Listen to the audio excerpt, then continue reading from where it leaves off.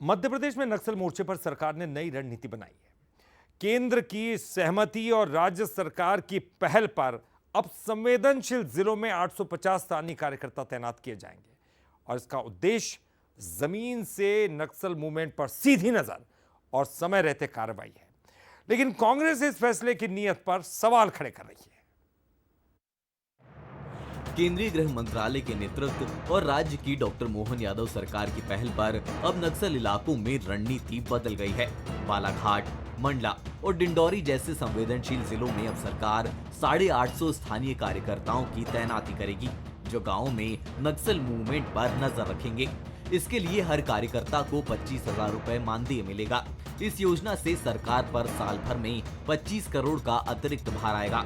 इन पदों को मंगलवार को कैबिनेट से मंजूरी मिल गई। पहले चरण में इन कार्यकर्ताओं को उन्हीं गांवों में तैनात किया जाएगा जहां नक्सलियों की आवाजाही की सूचना मिलती रहती है। कैबिनेट मंत्री कैलाश विजयवर्गीय ने कहा कि 2026 तक नक्सलवाद को पूरी तरह खत्म कर दिया जाएगा। उन्होंने बताया कि छत्तीसगढ़ के कई इलाकों में नक्सलियों ने सरेंडर किया है और अब एमपी में भी यही कोशिश जारी है।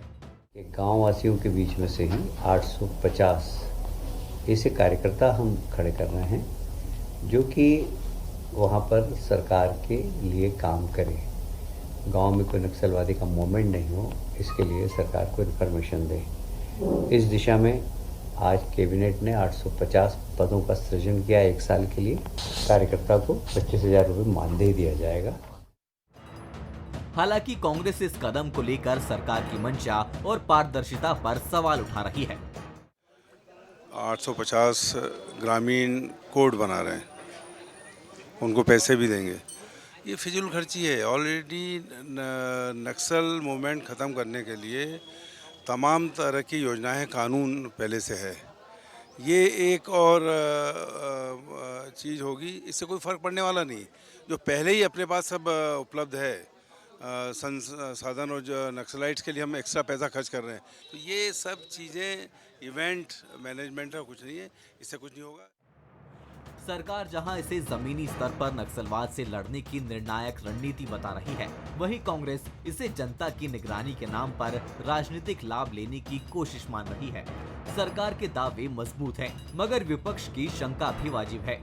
क्या ये 850 कार्यकर्ता सच में नक्सलवाद के खिलाफ चौथी दीवार बन पाएंगे या किसी राजनीतिक एक्शन का हिस्सा बनकर रह जाएंगे? नक्सलवाद समाप्ति की अंतिम तारीख 30 मार्च 2026 है।